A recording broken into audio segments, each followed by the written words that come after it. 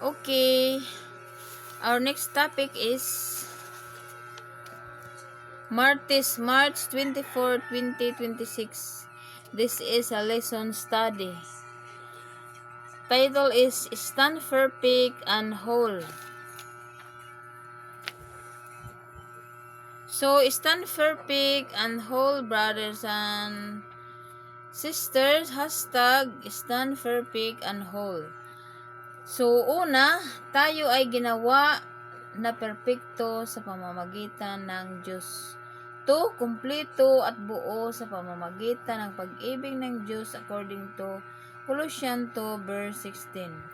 3. Ang Diyos ay nag-aalok ng kapatawaran at bagong buhay. Thank you and God bless to all.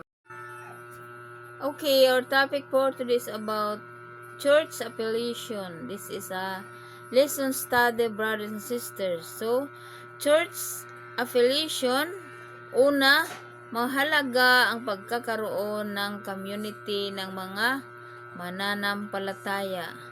2, wag nang kalupitan ang pagtitipon according to Hebrews 10:29.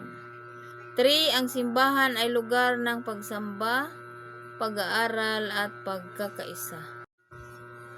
Okay, our next topic is lesson study.